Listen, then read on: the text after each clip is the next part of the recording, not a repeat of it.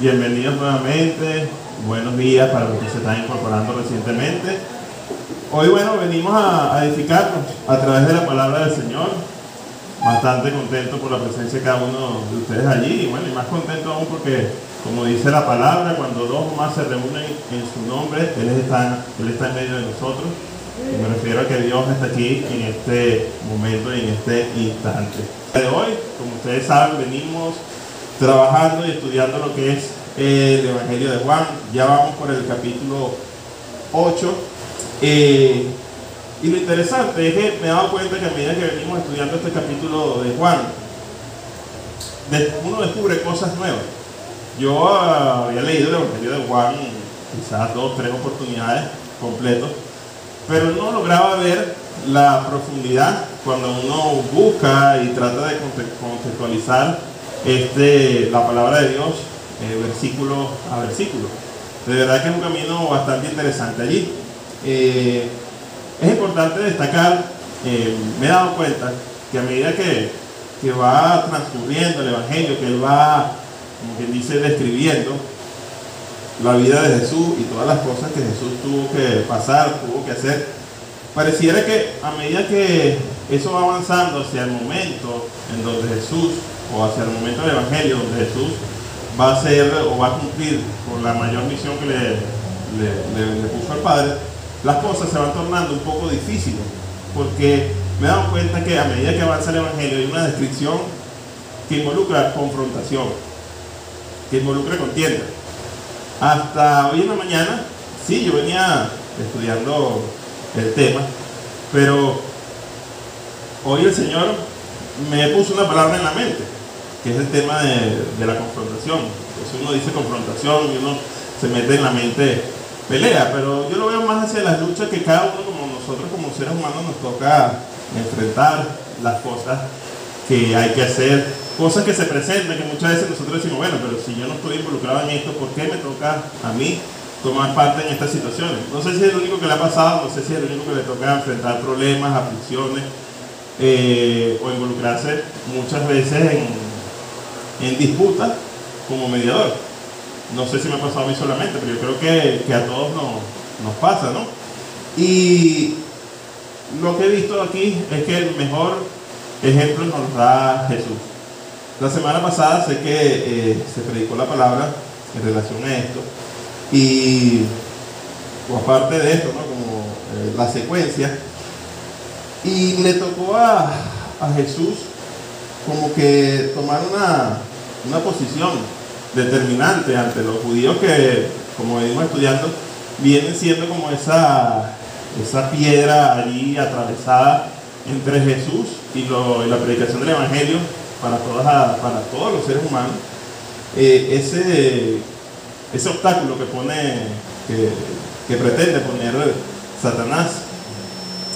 Y Jesús viene y toca como que confrontar una vez más a los judíos, pero ahora de una manera muy frontal. Nosotros escuchamos mucho hablar de Jesús y siempre vemos ese Jesús amoroso, y es verdad, como se dice, Dios es amor, pero también vemos la faceta del Señor Jesucristo haciendo frente a las dificultades, y que muchas veces creemos que el amor tiene la tendencia a suavizar lo que queremos decir, pero muchas veces lo que queremos decir tiene que ser dicho con templanza, con seguridad, con dominio propio, por supuesto, pero no hay forma de disfrazar o de tratar de suavizar las cosas.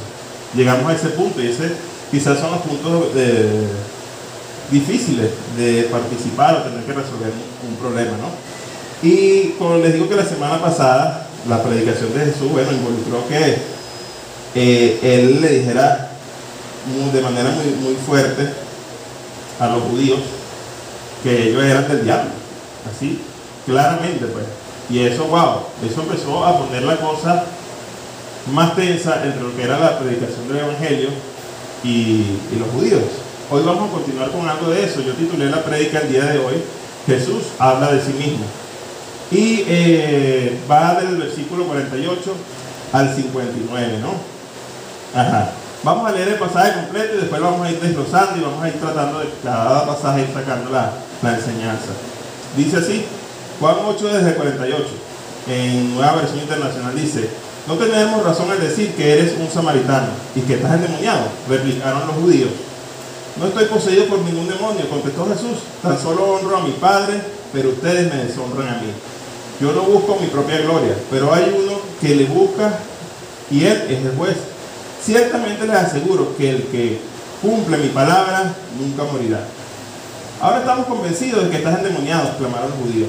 Abraham murió y todos los profetas, pero tú sales diciendo que si alguno guarda tu palabra nunca morirá. ¿Acaso eres tú mayor que nuestro padre Abraham? Él murió y también murieron los profetas. ¿Quién te crees tú? Si yo me glorifico a mí mismo, le respondió Jesús, mi gloria no significa nada, pero quien me glorifica es mi Padre, el que ustedes dicen que es su Dios. Aunque no le conocen, yo en cambio sí lo conozco. Si dijera que no lo conozco, sería tan mentiroso como ustedes, pero lo conozco y cumplo su palabra. Abraham, el padre de ustedes, se regocijó al pensar que vería mi día, y lo vio y se alegró. Ni a los 50 años llegas, le dijeron los judíos, y has visto a Abraham.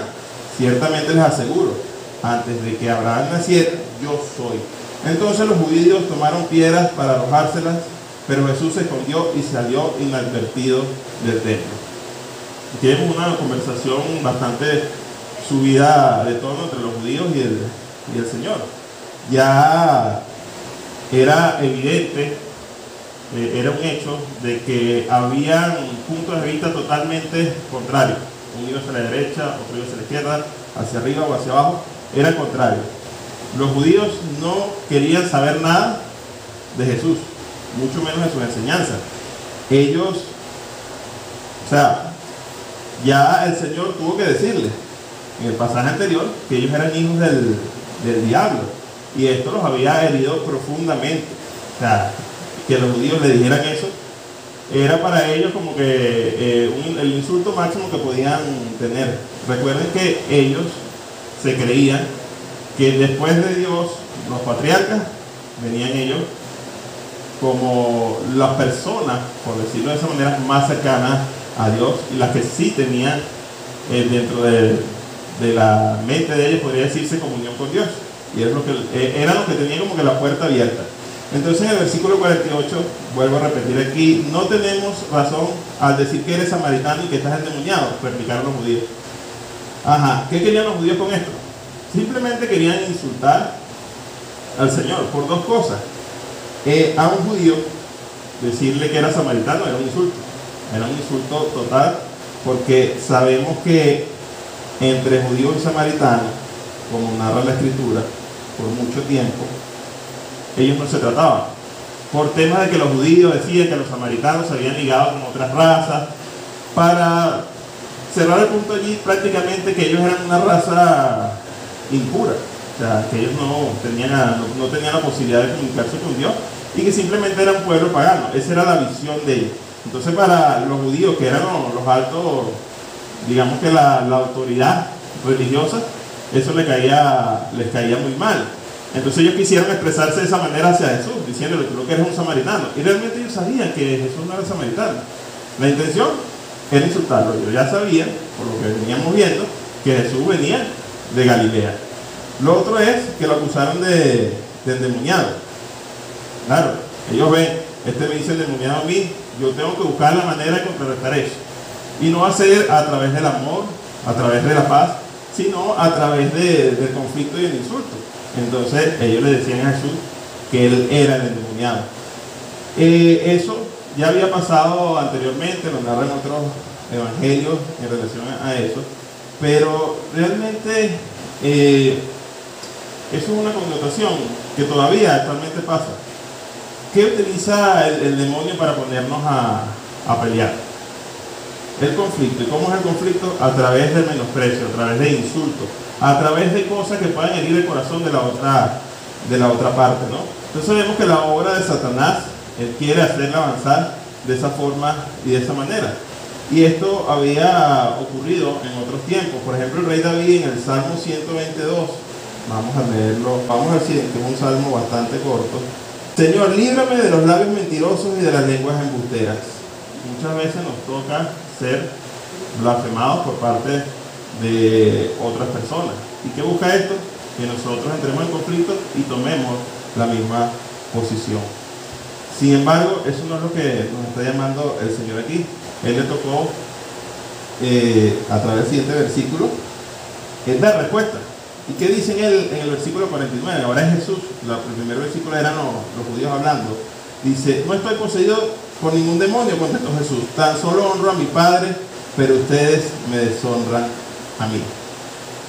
El Señor no se puso a discutir con ellos la primera parte del insulto, por decirlo así de una manera, que quería tener el pueblo judío o los judíos, en este caso las autoridades hacia él.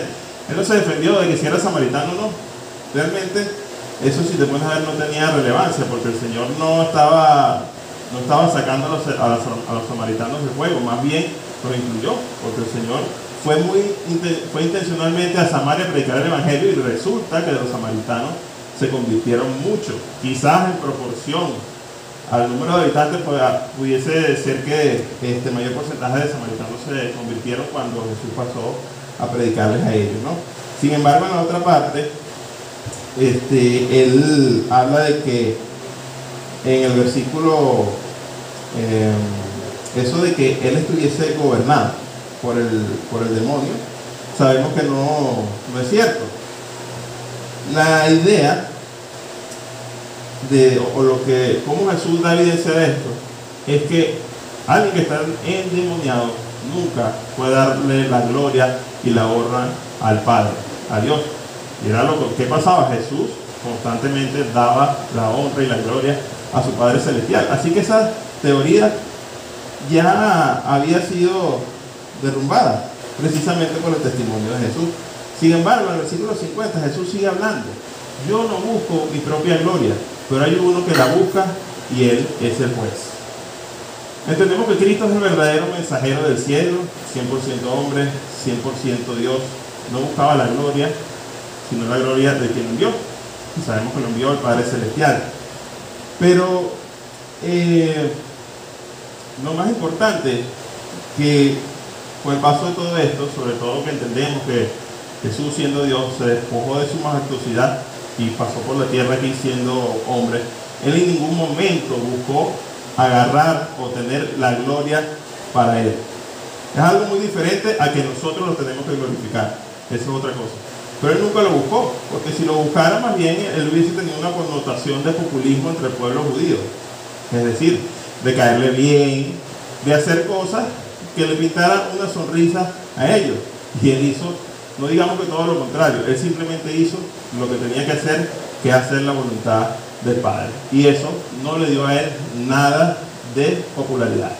El Señor no estaba buscando el aplauso humano. Nosotros sabemos que aquí damos la honra y la gloria al Señor porque a nosotros nos toca, porque lo entendimos, porque sabemos lo que Él hizo por nosotros. Pero no es algo que Él vino a buscar cuando estuvo pasando por aquí. Él simplemente vino a hacer lo que es la voluntad de su Padre Celestial. Otro aspecto importante es que Él no se frenó por la cantidad de insultos y situaciones que Él tenía que pasar para lograr su cometido, porque la finalidad de Él, a pesar de que no era buscar su gloria, sí era buscar la gloria del Padre Celestial, y Él tenía que obedecer lo que el Padre le había mandado a hacer, y creo perfectamente que lo hizo, porque así lo dice la Escritura, y gracias a eso, a su obediencia, es que estamos nosotros aquí. Entonces, luego Jesús continúa hablando y les dice: ciertamente les aseguro que el que cumple mi palabra nunca morirá. Cuando vamos a la versión Reina Valera, debe decir de cierto os digo. Eso es una expresión que utilizaba mucho el Señor cuando iba a decir algo con, digamos así, con solemnidad, o que quería que prestaran mucha atención a lo que iba a decir. Y usó esa frase y dijo: el que cumple mi palabra nunca morirá. Aquí muchas veces entramos en el tema de que, la salvación. Tenemos que creer en Jesús, ¿no? Principalmente dar el paso de fe, aceptar a Jesús como nuestro Señor y Salvador, para que Él por gracia, con un regalo que no merecemos, nos dé la vida eterna. Pero entonces pareciera que a algunas personas le dan la connotación de complementar, como que si las obras tuviesen una validez más allá de ese regalo que el Señor nos da. Ciertamente no es así. Pero cuando nosotros hacemos nuestra evaluación, cuando una persona se convierte a Cristo, ¿qué es lo que hace el Espíritu Santo? El Espíritu Santo pone en ella esas ganas, o por lo menos esa lucha para leer y tratar de entender el Evangelio. Todos pasamos por luchas a la hora de estudiar la palabra. Tenemos que luchar contra el tiempo, las obligaciones, pero lo importante es que el Señor siembra allí el deseo. Y el tema de cumplir su palabra es un proceso que cada uno de nosotros, que va en crecimiento. O sea, eso de como que hoy me convertí y mañana tengo una capacidad absoluta que solamente Jesús tuvo cuando era hombre aquí, de cumplir o de hacer la voluntad del Señor en relación a lo que dice su palabra, eso es algo que es mentira. Generalmente va a un proceso gradual, un poco más rápido en uno, un poco más lento en otro, pero lo que sí es importante entender que el Señor sabe que cada uno de nosotros, el que cree en Él, el que se convirtió, está buscando la manera de hacer su voluntad. Hay una lucha, hay un interés en cumplir su palabra. Ahí el contexto de esto. Entonces, no se trata solamente de hacer una oración de fe, sino de entender lo que Dios quiere para nuestra vida. Y la única manera de entenderlo no es solamente venir a escuchar el domingo aquí, sino escudriñar la palabra. Y de esa forma es que pueden saber si cada persona que se para aquí a dar un mensaje de edificación está haciéndolo a través de la palabra o está metiéndole un poco de su humanidad. Ciertamente la palabra hay momentos que parecen como que no te dicen ni sí ni no, pero por supuesto que allí entra el Espíritu Santo para hacer que nosotros tengamos esa capacidad de discernir en relación a la forma, a la manera como el Señor quiere que nosotros tengamos ese discernimiento, ¿no?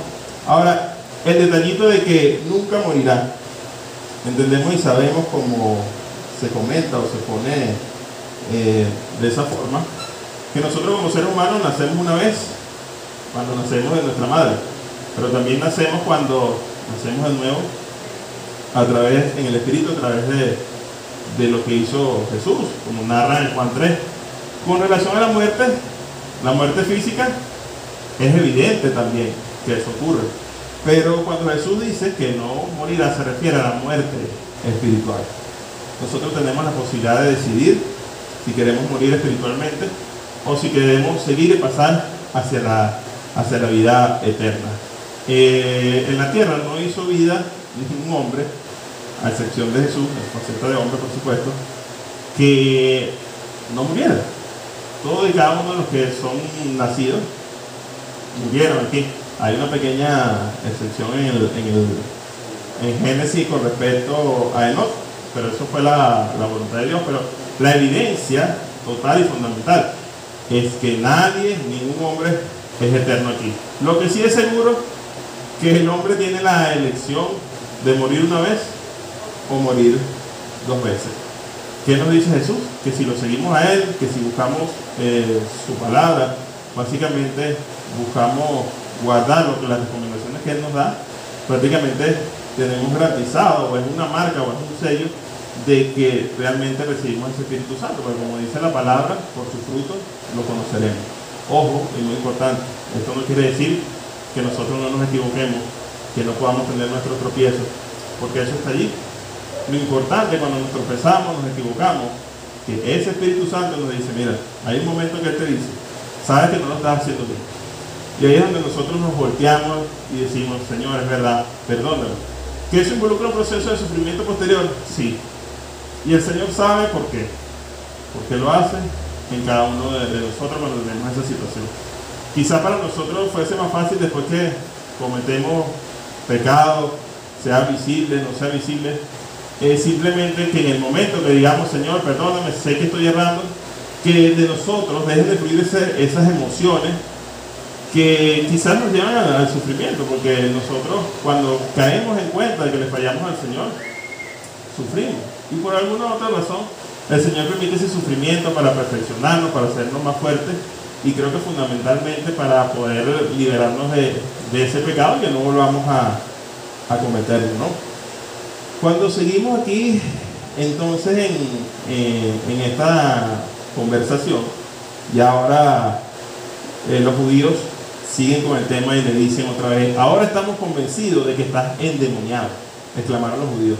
Abraham murió y también los profetas, pero tú sales diciendo que si alguno guarda tu palabra, nunca morirá. ¿Acaso eres tú mayor que nuestro padre Abraham? Él murió y también murieron los profetas. ¿Quién te crees tú?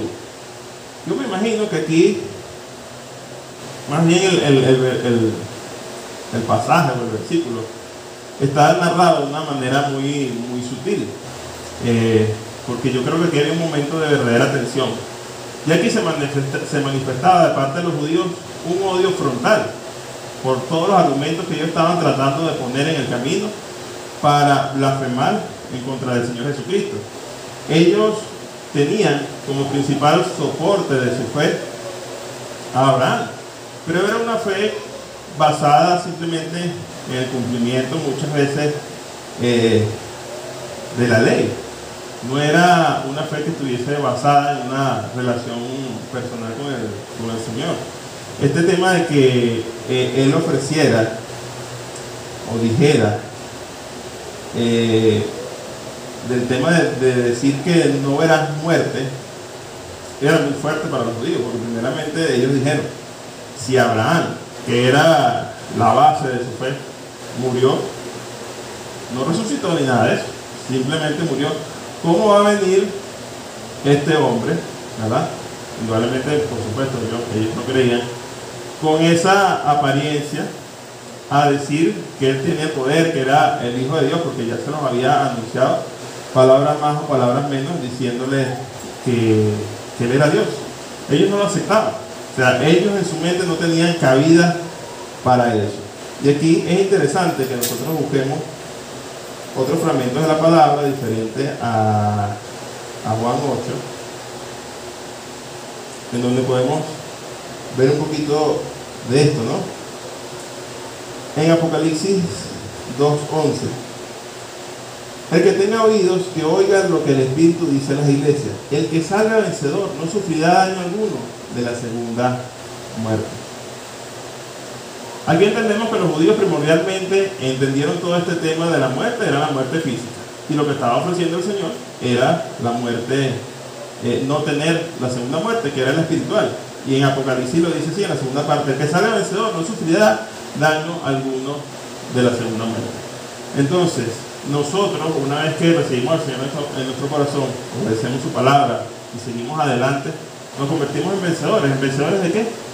De no tener que pasar por esa segunda muerte y que tengamos esa vida eterna. Así lo dice la palabra. Cuando vamos también a Juan 5:24, dice: ciertamente les aseguro que el que oye mi palabra y crea al que me envió tiene vida eterna y no será juzgado, sino que ha pasado de la muerte a la vida. Aquí, vuelvo a repetir, es simple. Los judíos todo el tiempo creían que estaban hablando de la muerte física, mientras que el Señor lo que hablaba era de no pasar por la muerte espiritual. Ellos nunca lo lograron entender. Simplemente era una cuestión de creer o no creer eso, ¿no? Y es verdaderamente fuerte, ¿no?, esta situación. Porque nosotros como seres humanos, si estamos aquí porque nos predicaron el Evangelio de alguna forma u otra. Ahora, ¿cuántos estamos aquí porque escuchamos el Evangelio una vez? Yo no, yo tuve que escucharlo varias veces para llegar a los pies de Cristo, a través de una invitación, escuchando de aquí y de allá, pero estaba cegado. En un momento nosotros tenemos que admitir que éramos como estos judíos. Es una realidad, pienso yo. Pero de una u otra forma Dios permitió que nosotros reflexionáramos y cambiáramos de opinión y tuviésemos realmente la posibilidad de tomar la decisión correcta. Aquí hay un ejemplo bastante visible, ¿no?, en relación a que, por ejemplo, valga la redundancia, a los judíos se les predicó el Evangelio, a los samaritanos también. La connotación es que cuando se habla de los judíos, ellos sacan a colación a su padre Abraham. Cuando hablamos de los samaritanos, tomando como ejemplo la mujer samaritana, ella habló de Jacob, por el pozo que ellos tenían, y ellos decían, hablaban de su padre Jacob. Ambos tenían, como por decirlo de alguna manera, después de Dios, los judíos tenían a Abraham, los samaritanos tenían a Jacob. Pero la diferencia está en la actitud del corazón entre uno y otro, o por lo menos entre los judíos que confrontan a Jesús de manera de hacerle daño y hasta quererlo matar, y de la samaritana. La diferencia está en que los judíos en ningún momento creyeron que Jesús pudiese ser Dios.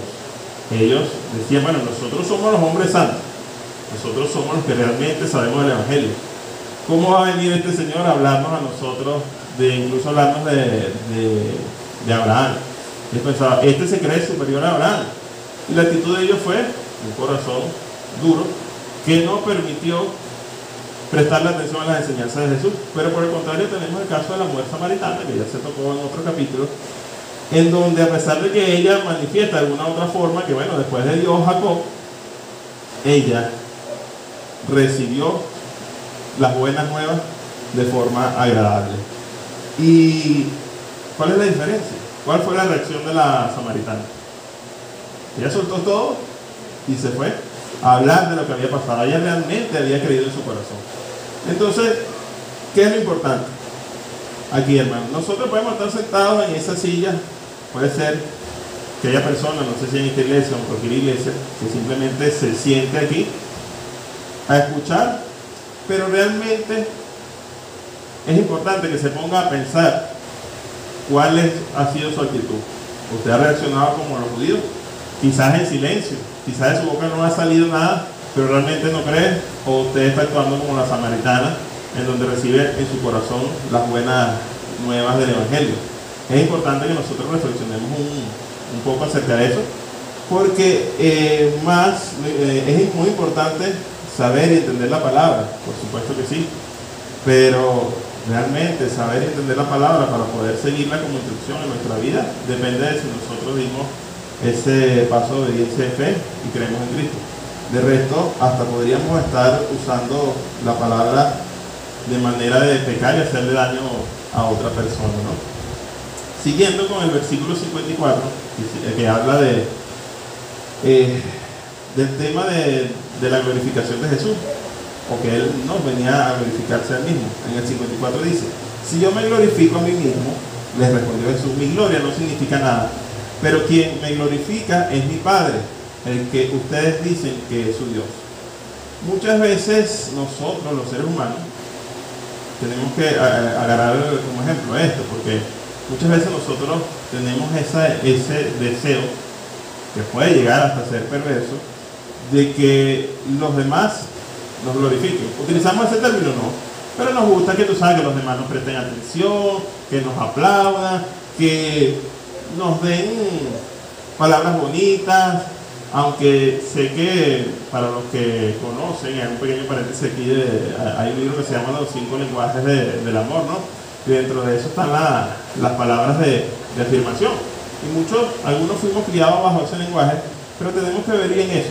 O sea, si queremos eso, es para nosotros, hablando coloquialmente, inflarnos, o simplemente es parte de ese lenguaje que sirve de refuerzo para tener una buena conducta, para darle un ejemplo. Pero aquí tenemos que enfocarnos en eso. Nosotros, incluso dentro de la iglesia, no se trata de servir un ministerio, no se trata de pararse aquí, no se trata de orar bonito, no se trata de prestar la ayuda a un hermano o hacer algo, qué sé yo, por la estructura de edificación de la iglesia para que nos vean. Ciertamente hablamos de que nosotros debemos dar buen testimonio, pero el testimonio parte de que esas cosas que usted va a ejecutar o va a hacer es porque Dios lo ha puesto en su corazón. También sabemos que nosotros luchamos, pero ahí hay una evidencia de que Dios está involucrado allí. Cuando nosotros a veces luchamos porque queremos hacer algo, o no sé, económicamente queremos algo, y entonces, bueno, lo doy, no lo doy, esto me puede hacer falta, todas esas cosas. Hay una lucha entre la carne y el espíritu, pero si hay esa lucha es porque Dios está presente allí. Entonces, el ejemplo que nos da Jesús es que no debemos andar buscando la gloria de nosotros. Ahora, otra cosa es diferente, que a pesar de que no buscaba gloriarse, sino la gloria del Padre, es que ciertamente nosotros sí debemos glorificar a nuestro Señor Jesucristo. Y cuando vamos a buscar en Apocalipsis, en el capítulo 5, los versos 12 y 13. Todos, capítulo 5, todos conocemos al Señor Jesús como el Cordero, ¿no? El Cordero perfecto, que fue llevado a la cruz. Era el único que a través de su sangre poderosa y del derramamiento de su sangre podía limpiar los pecados de la humanidad. Aquí en Apocalipsis dice de esta forma, 12 y 13. Cantaban con toda su fuerza, dignos del Cordero, que ha sido sacrificado, de recibir el poder, la riqueza y la sabiduría, la fortaleza y la honra, la gloria y la alabanza. Y oí a cuanta criatura hay en el cielo y en la tierra, y debajo de la tierra y en el mar, a todos en la creación que cantaban. Bueno, básicamente aquí es el versículo 12. La parte final dice, y la honra, la gloria y el alabanza. Y es parte de lo que venimos aquí. Comunicarnos con Dios involucra honrarlo, glorificarlo, y por eso es que nosotros alabamos al Señor. Quizás no, a lo mejor no tenemos la mejor voz. Yo canto bien con el micrófono apagado, y eso es lo importante, porque Dios no va a ver si cantas bonito o feo, Dios va a ver tu corazón, y por eso es que nosotros alabamos al Señor. Él lo merece, Él lo pide, y particularmente hacer eso es algo que es bueno para nosotros. Pienso que muchos de nosotros vamos a sentir como un refrigerio cuando estamos alabando al Señor. También puede ser que muchas veces venimos abatidos por las cosas del mundo, y cuando estamos alabando estamos pensando en otra cosa. A mí me ha pasado, gracias al Señor por el tiempo que uno tiene en el Evangelio, uno sabe identificar eso y luchar con eso, porque si venimos aquí a la iglesia a darle la honra, la gloria, como lo dice su palabra, es porque debemos hacerlo de esa forma. Usar todo ese proceso para comunicarnos con Dios, y a su vez hacemos lo que dice su palabra. Ahora bien, otro puntico aquí, en pensar un poquito cómo, en este caso, Jesús, que no buscaba su gloria, pero el Padre sí lo glorificó. Primero, una cosa muy importante, Él le dio a Jesús hacer una cantidad de cosas, milagros y todas esas eventos que ocurrieron en la palabra, y a través de esa forma, Dios Padre se glorificó también a Jesús. Recuerden que, a pesar de que era 100% Dios, cuando estaba aquí, en la faceta de 100% hombre, aunque es difícil definir un momento cuando estaba actuando como Dios o como hombre, por decirlo de alguna manera, Él oraba al Padre para hacer cualquier cosa. El primero iba con el Padre Celestial, y el Padre Celestial lo concedía, y de esa manera glorificaba a su Hijo. La otra, ¿cómo glorificó Dios Padre a Jesús? Lo levantó de los muertos, lo que venimos hablando. No ha existido nadie que haya resucitado. Está Lázaro, pero ¿por qué lo hizo? Lo hizo el Señor. Pero Lázaro después tuvo que realmente morir, y no pasó como Jesús. Jesús murió, lo crucificaron, fue muerto, fue resucitado, pero ¿qué pasó con él después? Subió a los cielos. Esa es una gran diferencia, hay que hacerlo allí. Y también el Padre se lo glorifica en Jesús, honrándole, dándole la autoridad de dar vida a todo aquel que da ese paso de fe, por decirlo de una forma, todo aquel que lo desea, lo solicita y obedece su palabra. El Padre también se glorificó en Jesús de esa manera, porque le dio esa autoridad y esa potestad. Ahora, continuando con el versículo 55, Jesús aquí tuvo que, como quien dice, hablarle claro a este grupo de judíos, a estos fariseos, diciéndole, aunque no lo conocen, yo en cambio sí lo conozco. Si dijera que no lo conozco, sería tan mentiroso como ustedes. Pero lo conozco y cumplo su palabra. Ajá, un punto importante. Aquí Jesús tuvo que ser claro. Ustedes, algunos pudiesen decir, no, bueno, pero es que ahí hubo como una falta de amor porque le dijo mentiroso. No, aquí no hubo ninguna falta de amor. Amor no es alcahuetear a las personas. Amor no es decir las palabras con suavidad para que puedan tergiversarse. Hay momentos y hay situaciones en donde el Espíritu Santo nos va a dar el discernimiento correcto para poder expresarlo y sea lo que sea, intervenir en una situación, hacerlo de la manera que Dios quiere. Pero aquí evidentemente él tuvo que ser muy cortante y tajante. Le dijo, sería tan mentiroso como ustedes, arriesgándose a muchas cosas que lo van a describir los versículos que vienen abajo, porque ya había un ambiente de odio de parte de los judíos, ¿no? Ahora, ¿en qué se basaba Jesús para decirle mentiroso? Bueno, vamos a describir algunos puntos que están acá, pero vamos a hacerlo con la palabra. En el mismo Juan, en este mismo capítulo 8, en el versículo 40, hay una connotación allí importante en relación a lo siguiente.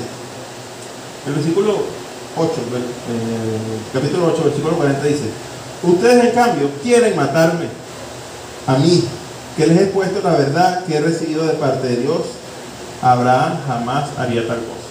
Entonces, ellos hospedaban en su corazón el asesinato y por otra parte menospreciaban la verdad porque simplemente no creían en él, ¿no? En el 8:42, y el punto que resalta aquí es que no amaban al mensajero de Dios, al enviado de Dios, al Hijo de Dios. No lo amaban. El versículo 42 dice: si Dios fuera su padre, le contestó Jesús, ustedes me amarían, porque yo he venido de Dios y aquí me tienen. No he venido por mi propia cuenta, sino del que me envió. En el 47 podemos observar que no escuchaban ni creían su palabra, y en el 49, que es parte de la predicación del día de hoy, evidentemente deshonraban al Hijo de Dios. Entonces, esas eran las evidencias que nos plantea la palabra y los argumentos para entender que realmente los judíos eran unos mentirosos. En su corazón no tenían cabida para Jesús como su Señor y Salvador.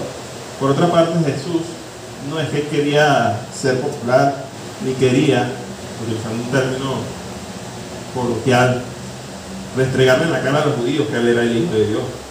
Pero sí era necesario, porque él no podía mentir. Si nosotros quisiéramos meter a Jesús con una connotación de populismo, él hubiese hecho muchas cosas solicitando que viniera mucha gente, como hacen las personas del mundo, como hacen los políticos: mientras más gente mejor, voy a llegar a más personas con la finalidad de que me reconozcan. Y eso sería un indicativo de que él estaba buscando su gloria. Pero Jesús no lo hizo de esa forma. Cuando tuvo que ser tajante y decir la verdad, simplemente lo hizo. Él no estaba buscando la gloria de los hombres, pero sí entendemos que a pesar de que él no la buscaba, debemos glorificarlo. Y lo otro es que simplemente él venía a hacer la voluntad del Padre. Quizás utilice una palabra simplemente, pero digámoslo que ese era su norte, porque todo este proceso no fue nada simple para Jesús, ¿no? Muchas veces, cuando le hablaba al inicio de que nosotros en nuestra vida a veces nos cuesta afrontar situaciones de diferentes magnitudes, y no solamente involucra tener que tomar una decisión, sino que a veces involucra que tú puedes pensar que ya tienes la decisión, pero tienes que esperar el tiempo para poder decirlo.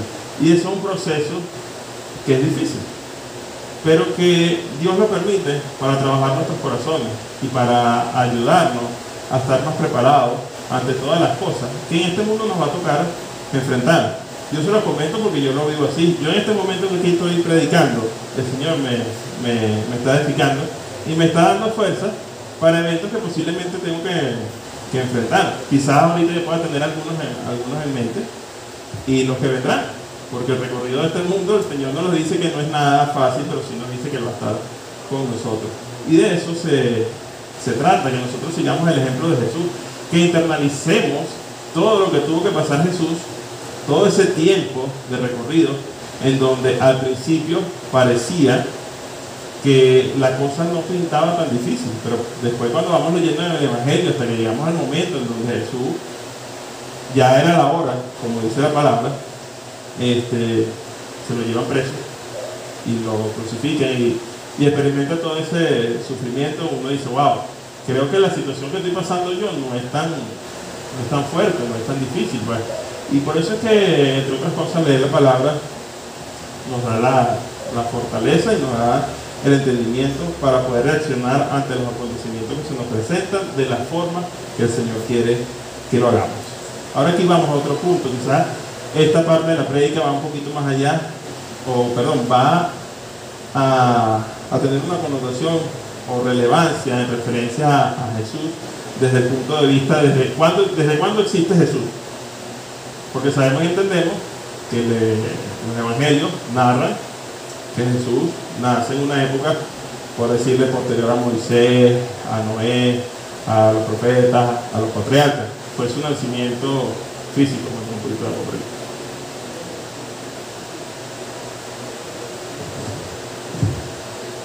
Ocurrió su nacimiento físico como señalan los evangelios. Entonces, de buenas a primeras, si nosotros nada más tenemos el conocimiento de lo que narraron el evangelio, o vemos ese punto en donde Dios eligió a María para traer físicamente a Jesús a la tierra, quizás pudiésemos pensar que bueno, Jesús existe desde hace 2021 años. Pero cuando nos adentramos un poquito más, o si empezamos leyendo el Evangelio de Juan, que en su capítulo 1 nos describe una cosa contraria a esto, nos damos cuenta de que de la preexistencia de Jesús. Cuando vamos al versículo 56, aquí sigue la conversación entre Jesús y los judíos. Jesús dice: Abraham, el padre de ustedes, se regocijó al pensar que vería mi día, y lo vio y se alegró. Los judíos ya dijeron: ni a los 50 años llega, le dijeron los judíos. ¿Y has visto a Abraham? Bueno, aquí los judíos estaban basándose en la lógica racional. Jesús tenía 30 y algo, entre 30 y 33, ¿verdad? En ese momento que él dice eso, posiblemente ya más hacia los 33. Pero ¿cuál es el tema? No se trataba de algo racional, porque evidentemente no podía Jesús tener la edad de Matusalén. Físicamente, lo que narran los evangelios, no, tampoco es que tenía 30 y algo y se veía como de 200 años, por decirlo de una manera. Para los que no sepan, hay muchos hombres que vivieron 200, 300, 400 años. Eso está narrado en el Génesis, en el capítulo 5. Pero los judíos tenían una visión concreta. O sea, ¿qué estás hablando tú? O sea, básicamente decir: tú eres loco, estás enfermo, tienes problemas mentales. ¿Cómo tú me vas a decir que tú estabas, o que naciste, porque así fue lo que entendieron, que naciste primero que Abraham? Entonces eso, ahí venía otra situación, porque esa conversación era preguntas y respuestas de un bando y otro bando. Entonces esto era algo que Jesús, diciendo la verdad de una forma u otra, hacía que la situación se tornara más fuerte. Pero él no podía dejar de decir la verdad para suavizar las cosas.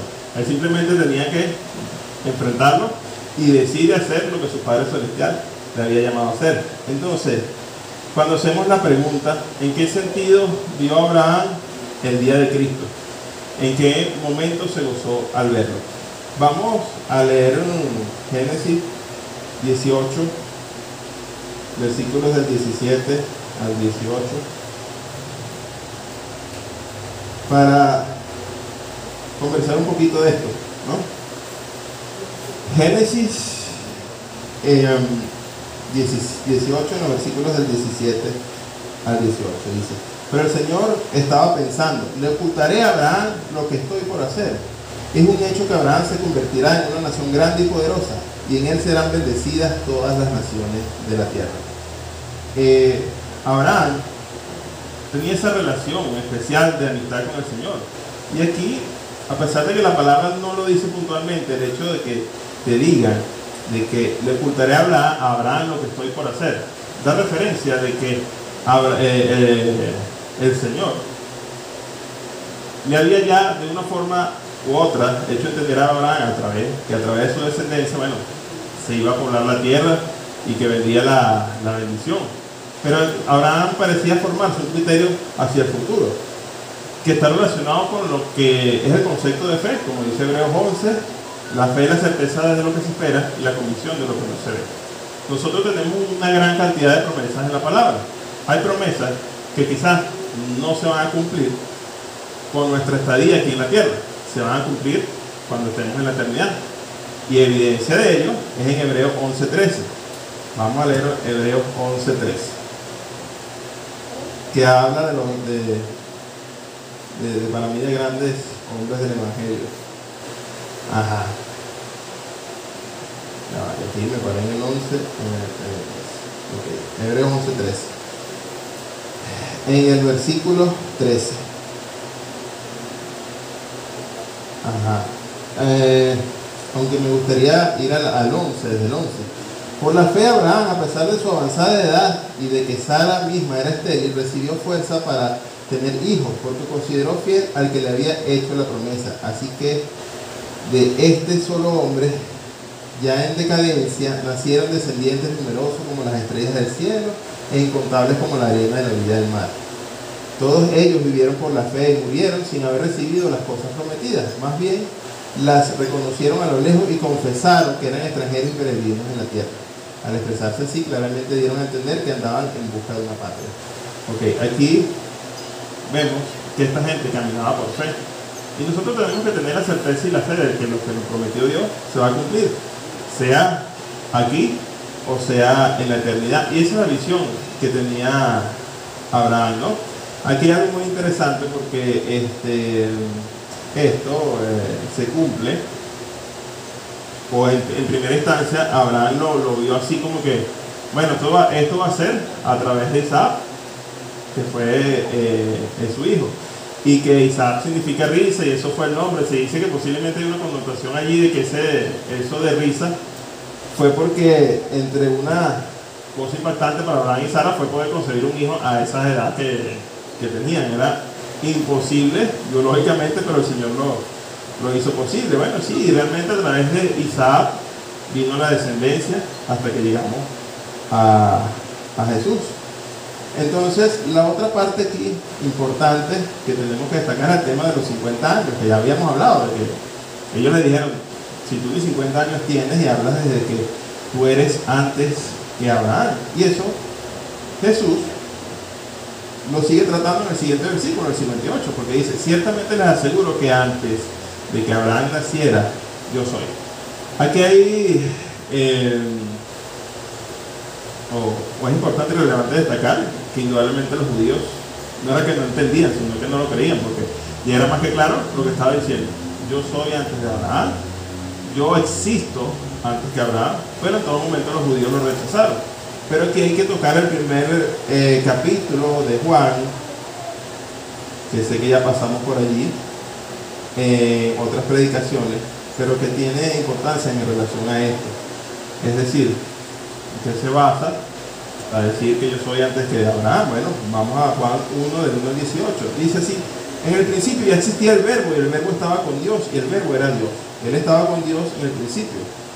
Por medio de él todas las cosas fueron creadas. Sin él nada de lo creado llegó a existir. En él estaba la vida, y la vida era la luz de la humanidad. Esta luz resplandece en las tinieblas, y las tinieblas no han podido extinguirla. Vino un hombre llamado Juan, Dios lo envió como testigo para dar testimonio de esa luz, a fin de que por medio de él todos creyeran. Juan no era la luz, sino que vino para dar testimonio de la luz. Esa luz verdadera, la que alumbra a todo ser humano, venía a este mundo. El que era la luz ya estaba en el mundo. Cuando hablamos de la luz, se refieren a Jesús. El que era la luz ya estaba en este mundo. El mundo fue creado por medio de él, pero el mundo no lo reconoció. Y para muestra, lo que narra en el Evangelio más adelante. Vino a lo que era suyo, pero los suyos no le recibieron, mas a cuantos lo recibieron, a los que creen en su nombre les dio el derecho de ser hijos de Dios. Estos no nacen de sangre, ni por deseos naturales, ni por la voluntad de Dios, sino que nacen de Dios. Aquí la palabra de evidencia de que el verbo era con Dios, se refiere a Jesús, y que ya le existía desde la eternidad, solo que fue enviado aquí a la tierra en el momento que el Padre Celestial lo quiso así. Y bueno, tenemos que dar gracias que eso fue así, porque si no fuese de esta manera nosotros estuviésemos perdidos y siguiéramos sumergidos en el pecado, ¿no? Y con respecto a que dice yo soy, recordamos que esa expresión también la utilizó Moisés. Vamos a irnos allí al Éxodo, al capítulo 3 de Éxodo. Ajá. Imagínense, las autoridades judías, los religiosos, que viniera Jesús y dijera yo soy, ellos enseguida se trasladaron a lo que había ocurrido en la época de Moisés. Vamos a leer aquí 3, 13 y 14. Pero Moisés insistió, Supongamos que me presento ante los israelitas y le digo, el Dios de sus antepasados me ha enviado a ustedes. ¿Qué les respondo si me preguntan? ¿Y cómo se llama? Yo soy el que soy, respondió Dios a Moisés. Y esto es lo que tienes que decirles a los israelitas. Yo soy, me ha enviado, me ha enviado a ustedes. Ajá. Cuando los judíos escuchan esto, bueno, esto prácticamente fue la parte ya final, la parte más álgida, por decirlo así, de este capítulo en esta conversación que tenía con el pueblo judío. Ya ellos como que decían, bueno, ya Jesús nos tiene hasta aquí. Y su odio simplemente detonó en lo que dice el versículo siguiente. ¿Qué dice el versículo siguiente? Que agarraron piedras. ¿Qué es lo que querían hacer? No, vamos a hacer un reunito de Jesús, vamos a hacer que le vamos a lanzar unas piedras para que se asuste. No, esta gente quería matarlo, pues. Y como en cierta forma, esto tenía ocurría en esos tiempos, con la diferencia de que eso de caerle piedra a alguien, tenía un proceso legal previo. Aquí no había ningún proceso legal. Aquí era que vamos a agarrar las piedras y vamos en contra de Jesús. ¿Por qué? Porque ya no toleraban, ya no aguantaban. Y aquí una reflexión muy importante. Nosotros muchas veces que nos toca como cristianos enfrentar las situaciones diciendo la verdad, no se trata solamente de que, bueno, vamos en obediencia y vamos a decir la verdad para enfrentar la situación. Muchas veces diciendo la verdad vamos a encontrar obstáculos, vamos a encontrar problemas y rápidamente nuestros pensamientos pudiésemos tener otras opciones. Uno, disfrazar la verdad para no tener esos inconvenientes. Y segundo, simplemente no decir nada. Y un tercero, decir una mentira. Y sales del paquete. Ahora, ¿ustedes creen que eso era lo correcto? Evidentemente no es lo correcto. Porque Jesús nos mostró otra cosa totalmente diferente aquí. Ciertamente Jesús no cayó en esa confrontación física. Y a veces hay una línea delgada en eso, ¿no? Porque nosotros pensamos, si alguien nos viene a hacer daño, nosotros tenemos que defenderlo. Y eso es verdad, nosotros tenemos que defendernos porque nosotros tenemos instinto. Pero eso no quiere decir que previamente nosotros vamos a tratar de hacerle daño a otro ser humano. Sin embargo, aquí Jesús se la ingenió de una forma y otra para salir de él. Y la referencia a lo instinto es que, bueno, ni Dios nos guarde, para dar un ejemplo, alguien llegue aquí, porque esto ha sucedido en otras iglesias. No lo he visto físicamente, pero lo he visto por YouTube. Puede estar un predicador, como estoy yo en este momento, y viene un seguidor de otra religión y se acerca y te va a venir a dar un palazo, ¿no? Entonces tú dices, dame el palazo. No, eso no te invita a eso. Por instinto, nosotros vamos a intentar defenderlo, pues. Antes que me dé palazo, yo le doy palazo al primero, por decirlo de alguna forma. Pero es muy importante tener entendimiento de esto, porque no quiero que entienda que no. Nosotros tenemos que defendernos con agresividad, sino que muchas veces nosotros como seres humanos somos hechos con instinto, ¿verdad? Pero lo primordial y lo principal es tratar, agotar todas las circunstancias y actuar como actuó Jesús. Jesús generalmente, aunque aquí no hay evidencia, no dice lo que relata el texto, muchas veces andaba acompañado, pues. Quizás él andaba acompañado y pudo haberle dicho, pendiente de atrás, vayan, agarren las piedras, porque siendo el Dios, ya sabían por dónde venían los judíos. Y él no actuó así. Él de una u otra forma agotó el extremo para evitar una confrontación física y se fue. ¿Cómo lo logró? Bueno, simplemente entendemos que el Señor tenía su momento y tenía su hora y permitió que Él se fuera, permitió que Él se escabullera hasta el momento que realmente el Señor dice, bueno, ahora sí llegó la hora, y fue cuando eso ocurrió. Como quien dice, Él finalmente, y lo vamos a ver más adelante, fue crucificado. Lo que le dije ahorita, no fue en este momento simplemente porque no era como el Padre Celestial lo tenía planificado. Pero es importante que vayamos un momentico a Juan 10, 17 y 18. Ya estamos casi cerrando. Dice de esta forma: por eso me ama el Padre, porque entregó mi vida para volver a recibirla. Nadie me la arrebata, sino que yo la entrego por mi propia voluntad. Tengo autoridad para entregarla y tengo también autoridad para volver a recibirla. Este es el mandamiento que recibí de mi Padre. Entendemos, sí, que Jesús era Dios y que pudiésemos ver aquí que, bueno, yo pongo mi vida y la vuelvo a tomar. Suena así como que algo muy sencillo. Realmente no fue así. Realmente puso su vida y experimentó todo el sufrimiento. Ciertamente, la voluntad del Padre fue resucitado, que ascendió a los cielos y tomó su vida nuevamente. Pero el sufrimiento que él experimentó fue algo que pudiese ser hasta indescriptible. Hay muchos estudiosos, los que vieron la película de La Pasión de Cristo, dice que eso se queda corto en relación a cómo terminó el cuerpo de Jesús después de ser crucificado, con la finalidad de salvarnos a nosotros, hermanos. Ya aquí, para finalizar, quería expresarles algunas cosas importantes que pudiésemos llamar como las conclusiones de este evento, ¿no? Indudablemente, la primera es que ningún hombre puede estar por encima de la muerte, y ningún hombre puede estar por encima de Jesús. Fue 100% hombre y 100% Dios. Con esto le puedo decir que ningún hombre pudo escapársele a la muerte física. Jesús murió, pero resucitó y fue a los cielos. Y ningún hombre está por encima de Jesús. Eso de que Abraham, como decían los judíos, lo ponía por encima de Jesús, eso no es la realidad. La realidad es lo que dice en el Evangelio, y con lo que ocurrió certifica que ningún hombre está por encima de Jesús. Lo otro, para Jesús la única forma de gloria que él quería tener, por decirlo de esa manera, era obedecer la voluntad del Padre. Entender que simplemente vino, obedeciendo a su Padre Celestial, a cumplir lo que él ya había puesto para él. Él no quería populismo, él no quería ser exaltado. Indudablemente esto también aplica para nosotros. Nosotros debemos buscar hacer la voluntad del Padre, no hacer cosas para que nosotros podamos tener relevancia, gloriarnos y que aumente nuestro ego.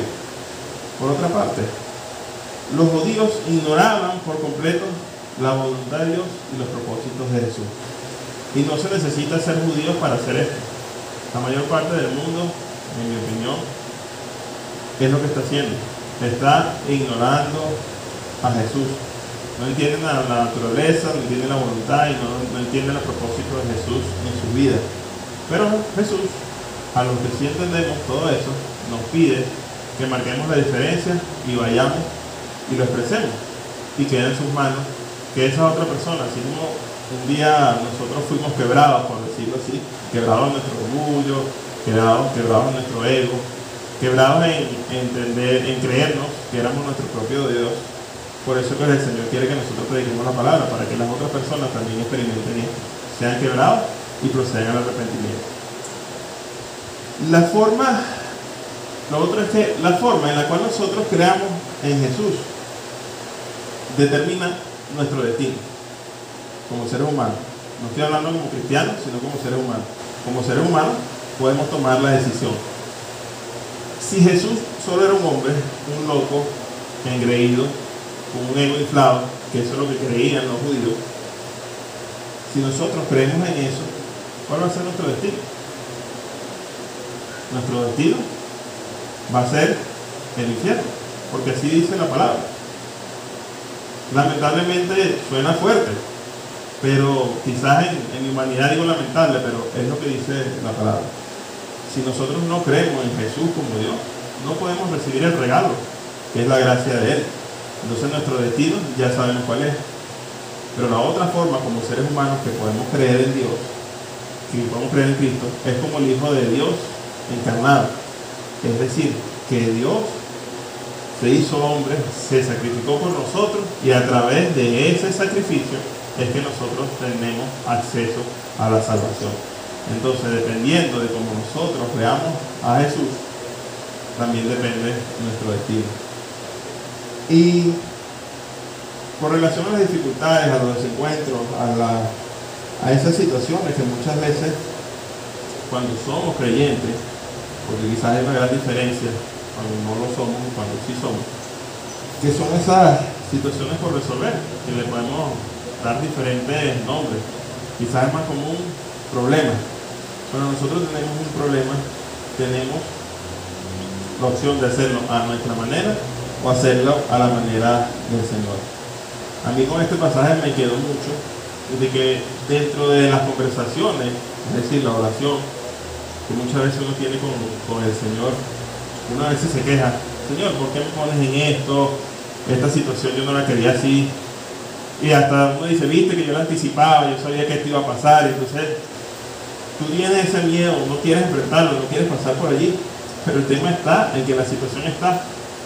No hay nada en la palabra como que diga: Señor, quítame esta situación porque a mí no me gusta.